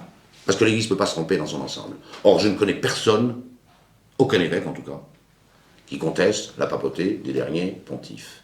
CQFD, il y a un pape, il s'appelle François en ce moment. Et je peux vous donner les noms de ses prédécesseurs, comme vous le savez. Alors on va à un sujet un petit peu plus tabou, on va dire, mais qui arrive dans toutes les religions, mais c'est vrai que ce problème-là, c'est un petit peu l'image que reflète le catholicisme et qu'on veut lui mettre dans les médias, c'est tout ce qui est affaire de pédophilie, etc. Dans les autres religions, il n'y a pas ça. Dès qu'on parle de prêtre, de n'importe quoi, pédophilie, on associe tout de suite à écouter les médias, il n'y aurait de la pédophilie que dans l'Église catholique. Eh bien, dis donc, il ferait mieux de balayer devant le pas de leur porte, en particulier à l'éducation nationale, où les affaires, il y en a 20 ou 30 par mois. Hein. Alors, on se calme, hein, d'accord. Voilà. C'est vrai que c'est une chose abominable, et qu'on a eu par le passé tendance à couvrir, on ne peut pas couvrir la couverture, vous comprenez ce que je veux dire. L'évangile est clair, hein. Je ne crois pas qu'il y ait un texte de l'évangile qui parle de l'homosexualité. Saint Paul en parle dans la première épître aux Romains, et bon, c'est du Saint Paul, hein, ça déménage. Dans l'Évangile, par contre, la pédophilie est très clairement condamnée. Malheur à celui qui scandalise un de ses petits. Mieux vaudrait pour lui qu'on lui attache une meule que tournent ses ânes autour du cou et qu'on le précipita au fond de la mer. Malheur à celui... Voilà, malheur. Bon, c'est clair. C'est clair. Faut dire aussi que c'était un vice qui n'existait beaucoup moins que maintenant. La révolution de 68, dont nous parlions quand même, il y a des noms, des gens qui se sont vantés d'être pédophiles, et qui l'ont même écrit, comme Cohn-Bendit, d'accord, et d'autres, hein, qui ont eu des postes élevés. Alors maintenant, ils sont... Voilà, on n'a pas... C'est vrai que dans l'Église, c'est monstrueux, et c'est clair qu'il faut... Si un prêtre c'est compromis, ne serait-ce qu'un tout petit peu, avec ça, il faut le mettre à pied, il dégage. C'est un laïc et il faut le dénoncer aux tribunaux. Il faut le dénoncer aux tribunaux. Et c'est vrai que l'Église n'a pas pris immédiatement la mesure, essayant de régler un réflexe d'Ancien Régime, de régler les problèmes en interne. Voilà. Et si on était encore sous l'Ancien Régime, je pense que l'Église aurait heureusement réglé ce problème en interne. Bon. Malheureusement, il y a eu des compromissions, là aussi, dans l'Église, et on a essayé de régler ça en interne et en dissimulant. Le procès qu'on fait au cardinal Barbarin en ce moment est tout à fait inique, en ce sens que, face à la loi française, il est irréprochable, il n'était même pas là lors des faits. Moi, il n'y a qu'une chose que je lui reproche, et je ne me gêne pas pour le dire en face, c'est que, même si les faits étaient très vieux, même si les faits étaient prescrits, on ne remet pas un prêtre qui a commis ne serait-ce qu'une seule fois un acte de cette nature, on ne le remet pas curé. C'est tout. Ne serait-ce que pour respect envers ses fidèles. Puis qui a bu boira, hein, on ne sait jamais... voilà, c'est ça, à mon avis, c'est là qu'il n'est pas indemne de quelque responsabilité. Hein. Attention.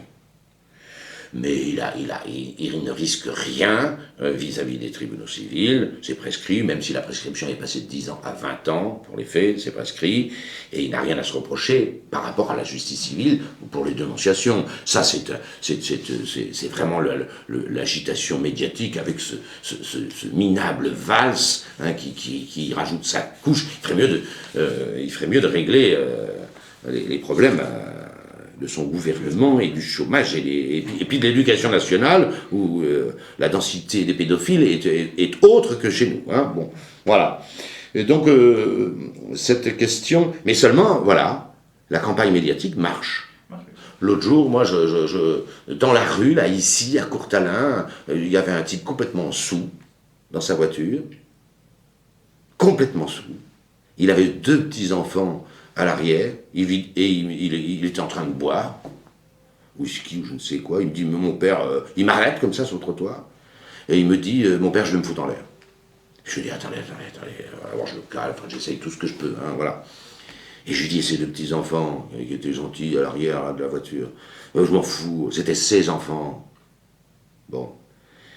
Et moi je lui dis, mais attendez, moi je les récupère vos enfants, si vous voulez faire l'imbécile, rater un tour dans tout seul.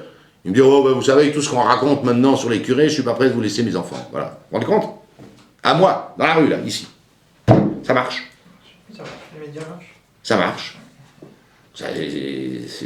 Excusez-moi, c'est des salopards, mais ça marche. Voilà.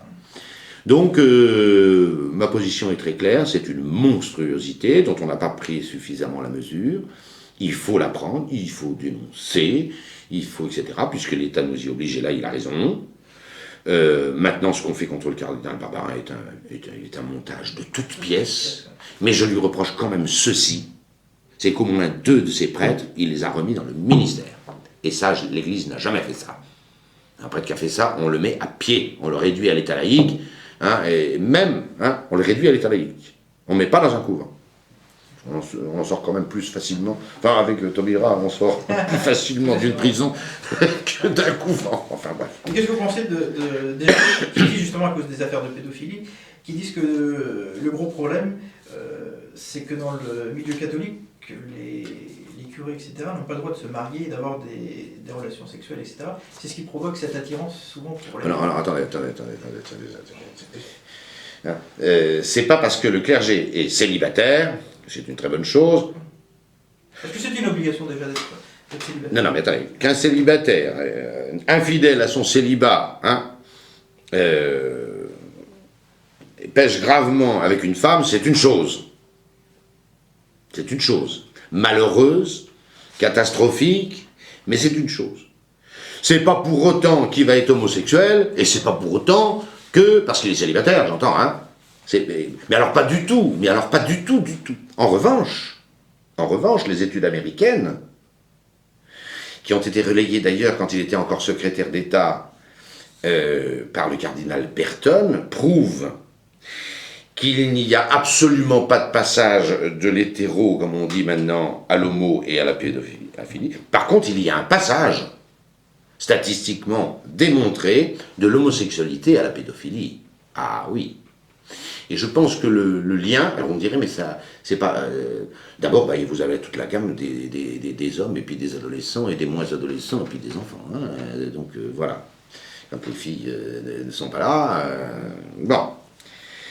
Mais surtout, je pense que le point commun, c'est ce que disait le cardinal Berton, et les études américaines, le point commun, j'ai longuement réfléchi, entre l'homosexualité et la pédophilie, tandis que l'hétérosexualité est totalement étanche. Voilà.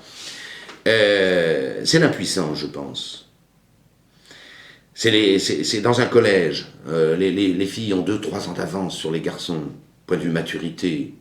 Une fille de 14 ans est déjà une jeune fille. Hein, un type de 14 ans est encore un peu bébête. Hein, franchement, bon. Alors, ne pouvant pas assouvir ses fantasmes s'il ne les tient pas...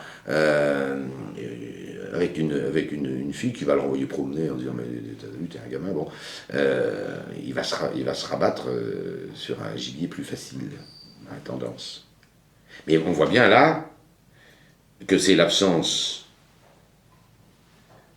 de la nature, c'est-à-dire une relation d'homme à femme, parce qu'elle est rendue impossible, on va virer petit à petit dans, j'allais dire, l'éphémophilie, et puis ensuite, peut-être l'homosexualité.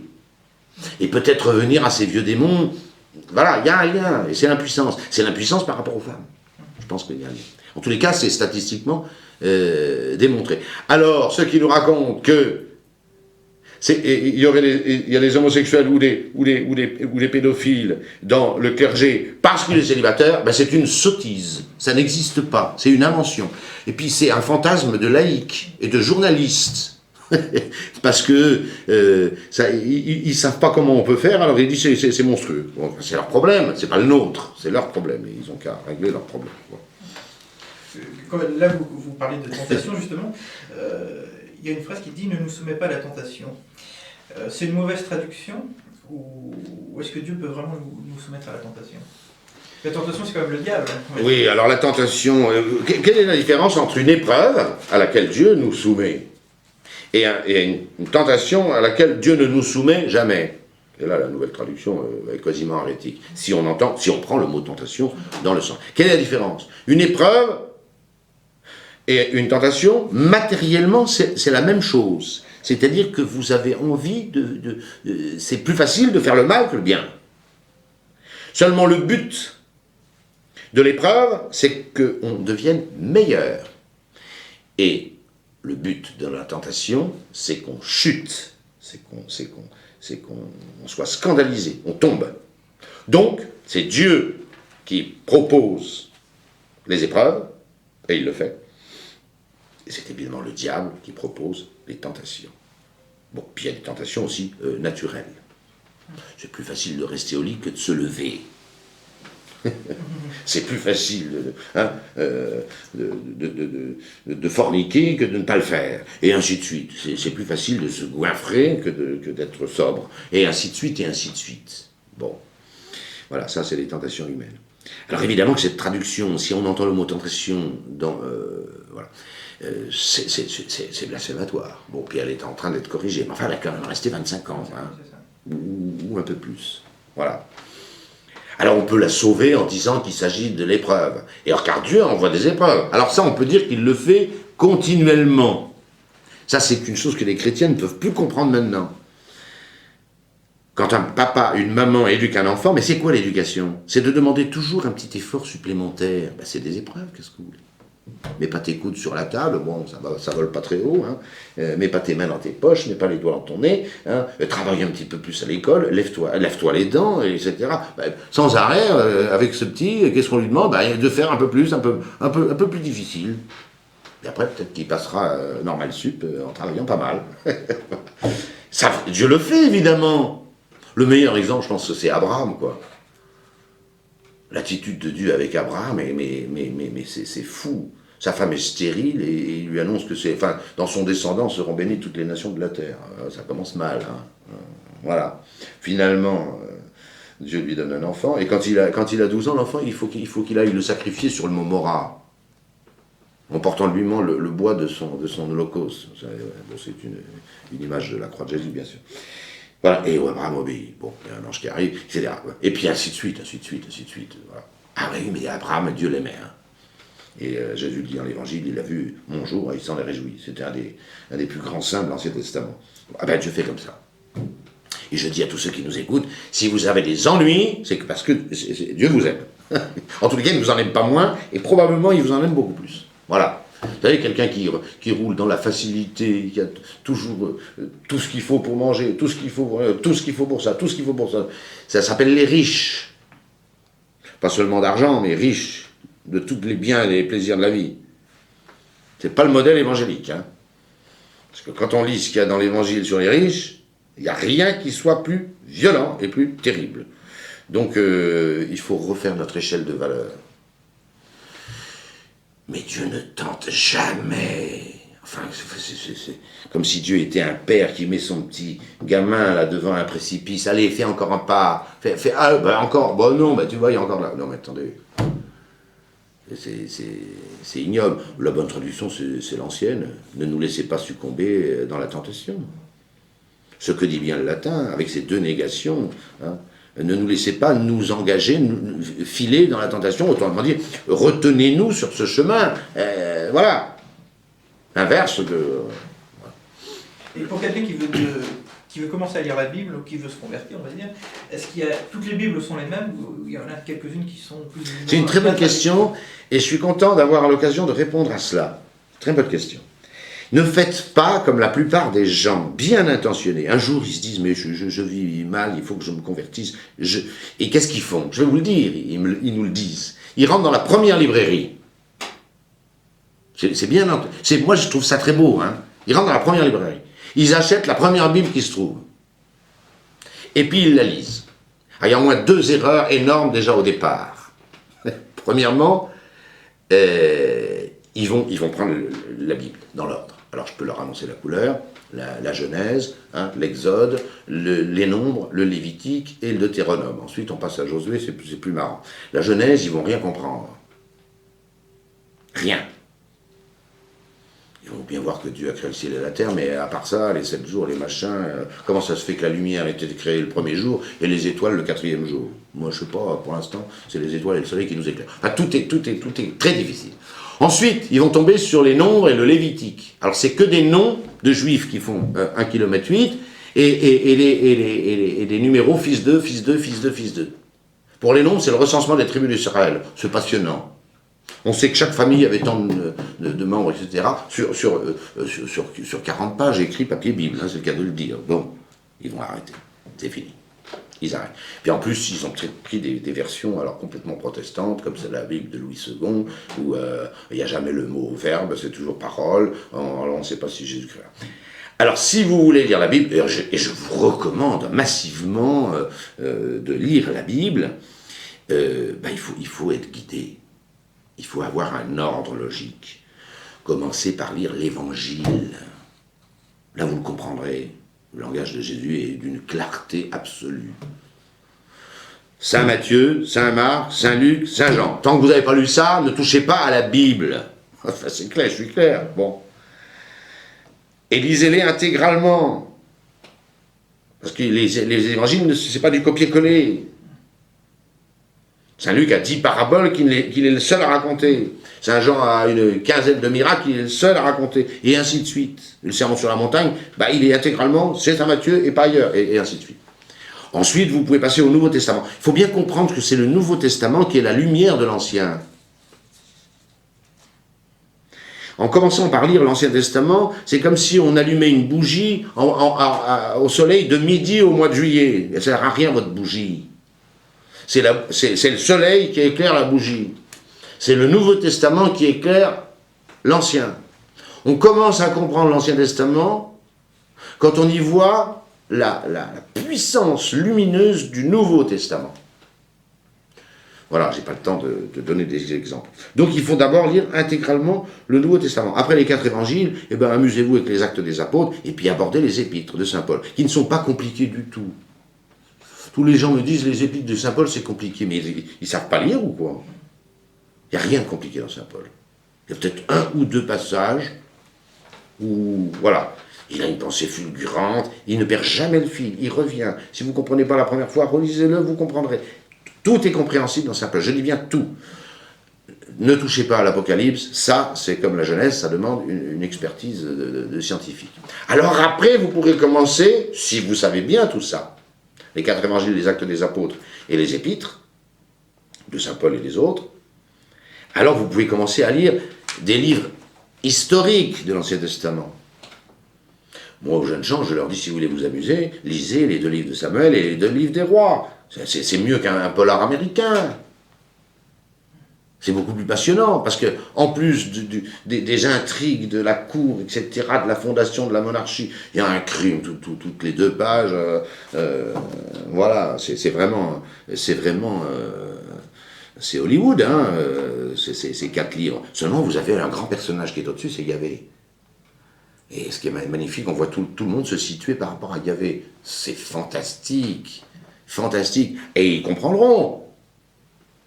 Quand David couche avec Bethsabée, ils comprendront. Et quand il envoie son mari au casse-pipe par une lettre qu'il porte lui-même à son général en chef pour qu'il le mette en première ligne, ils comprendront. Enfin, ou alors voilà.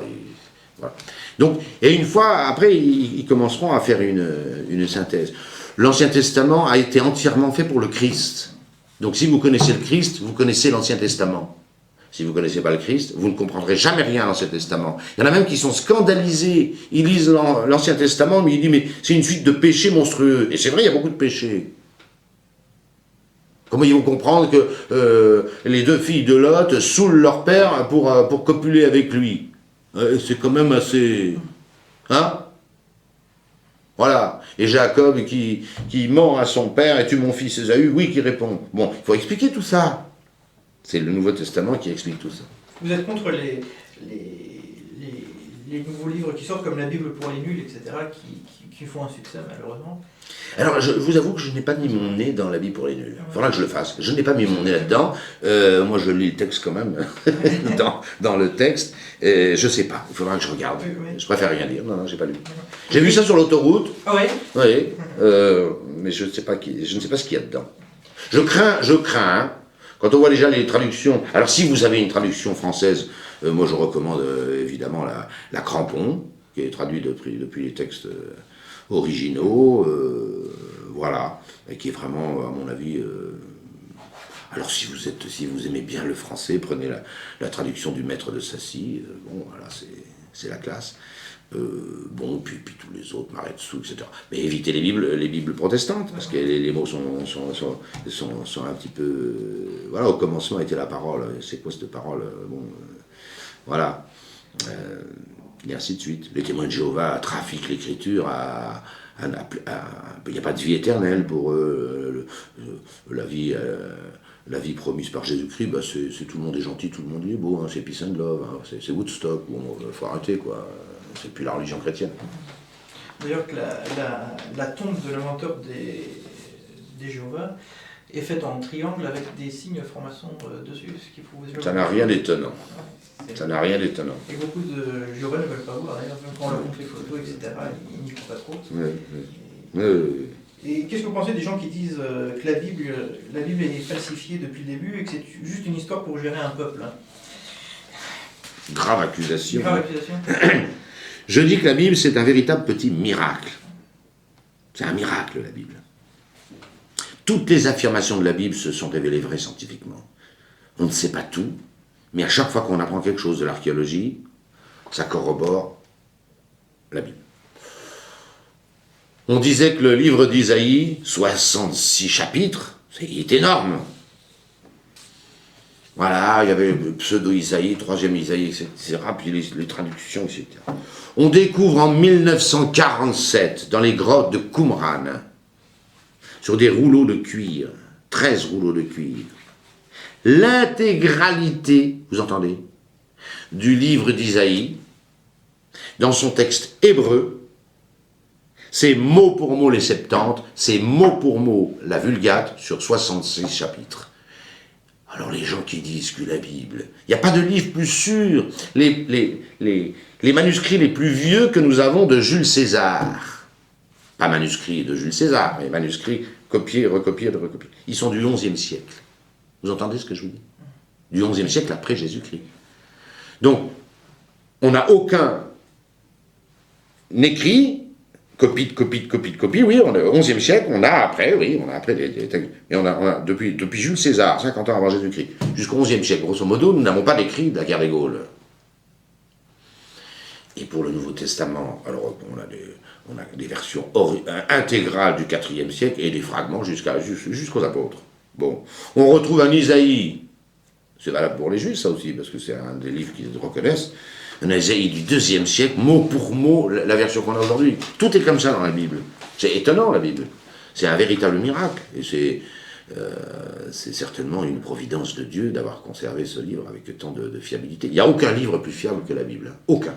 Aucun. On ne pourrait pas refaire un livre aussi fiable aujourd'hui. Mais attendez, il faudrait attendre 2000 ans d'abord. Ou plutôt, il faudrait attendre 4000 ans pour savoir s'il est bien conservé.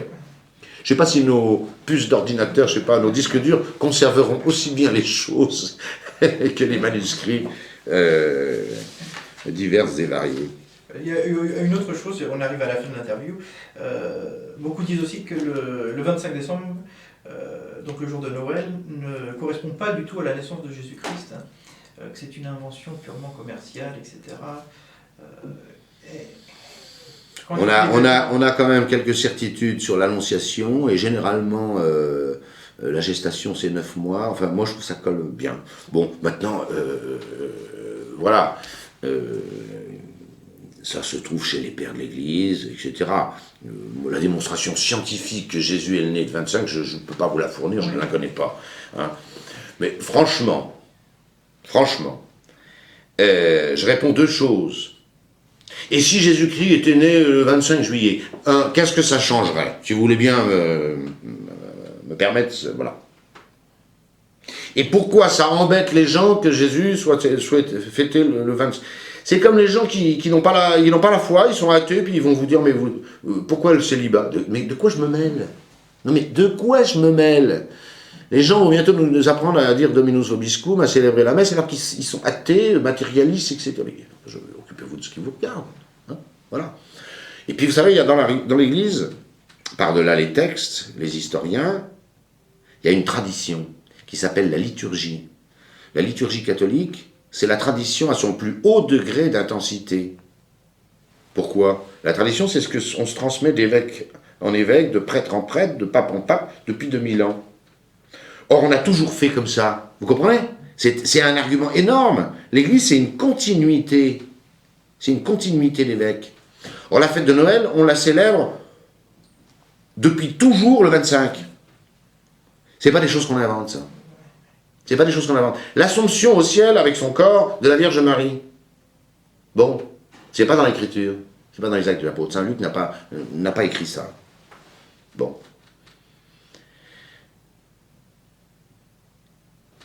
Tous les pères de l'Église, tous les docteurs de l'Église, tous les papes, tous ceux qui en ont parlé, tous les discours qu'on a, et Dieu sait si on en a, les pères du 2e, 3e, 4e siècle, disent que la Sainte Vierge est montée au ciel avec son corps et son âme. C'est tout. Pas dans l'Écriture, mais c'est une vérité de foi, qui a été d'ailleurs définie par le magistère solennel de l'Église, et ainsi de suite. Donc, il n'y a pas dans l'Église simplement qu'un texte. Hein. Nous ne sommes pas une religion du livre, attention, comme on le raconte bêtement aujourd'hui. Nous sommes la religion, le catholicisme est la religion du verbe. C'est la parole qui est première. C'est la parole qui est première. C'est pas le texte. La parole est première, puis ensuite on écrit la parole. Qu'est-ce que c'est d'ailleurs que le Nouveau Testament? C'est la parole des apôtres. Intégralement. Intégralement. Et l'Ancien Testament, c'est la parole des prophètes. Intégralement. Des gens qui parlent au nom de Dieu.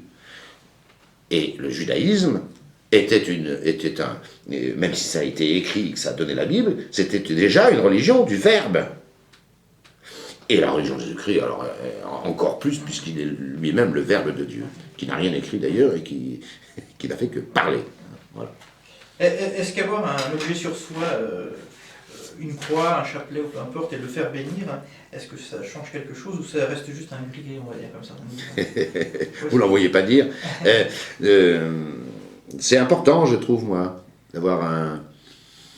d'avoir un objet béni sur soi. Il vaut mieux faire sa prière et vivre de la foi et lire l'Écriture et se sanctifier et aller aux offices. Bon, c'est une évidence. Mais cette appartenance, d'abord la bénédiction, c'est un petit exorcisme, hein, ça chasse le diable. Et puis c'est important de manifester sans ostentation, c'est le cas de le dire, de manifester sans ostentation sa foi, parce que c'est des choses qu'on ne fait plus. Et ça a été... ça a ruiné la foi. Ça a ruiné la foi, la langue, ça. Un chrétien qui ne se dit jamais chrétien, un catholique qui ne se dit jamais catholique, donc à le voir vivre, vous ne pouvez même pas vous douter qu'il l'est. C'est pas sérieux, ça. C'est pas sérieux et c'est même très dangereux et même très grave. Saint Paul a une phrase dans l'Épître aux Romains que j'aime beaucoup, je ne la cite pas en latin, mais je l'aime bien en latin aussi, et j'en veux pas comprendre. On croit dans son cœur pour la justice et on confesse de sa bouche pour le salut. Voilà. C'est très beau en latin, mais bon, vous regarderez. Je ne résiste pas. Corde enim creditur ad justitiam, confessio temoris fit ad salutem. C'est du très beau latin. Bon, enfin, vous avez compris ce que ça veut dire. Je crois dans mon cœur. En privé, dans ma chambre, je crois qu'il y a un Dieu, je prie Jésus-Christ, Fils de Dieu. Bon. Mais alors, dès qu'on me pose une question, dès que j'agis de façon transitive dans ce monde, alors attention, alors là, je cache tout, là. Saint Paul dit qu'il peut être justifié dans sa chambre, mais c'est pas ça qui va le sauver. Ça ne va pas sauver son âme. Celui qui m'aura confessé devant les hommes, je le confesserai devant mon Père. Mais celui qui m'aura renié devant les hommes, moi je le renierai devant mon Père. C'est comme ça que des générations entières ont perdu la foi. Alors je ne dis pas que la foi consiste à avoir une croix autour du cou, attention, je ne suis pas naïf. Mais je trouve ça très bien, une croix ou autre chose, ou une médaille, etc. Enfin, en tous les cas, de façon générale, croix ou pas croix, médaille ou pas médaille, un chrétien ne doit pas seulement avoir la foi, il doit la manifester. C'est comme ça qu'il garde la foi d'abord et qu'il la communique. On arrive à la fin. Quels sont vos projets? Un jour devenir pape? Non. et même pas évêque, vous voyez. Même pas. Ah non. Non, moi je suis prêtre dans l'âme, je suis heureux d'être prêtre. J'aime bien les paroisses, j'aime bien enseigner le catéchisme, j'aime bien marier, baptiser, voilà, je me sens très très bien comme prêtre. Voilà. Évêque, ça pose au moins deux inconvénients, il faut être très très sérieux et très compassé, n'est-ce pas, ni qu'il ni y gravé, comme dit le Concile de Trente, on ne peut rien faire que très gravement, hein. Et puis finalement, écoutez, quand je vois les pauvres évêques, je les plains, hein. C'est très difficile d'être évêque.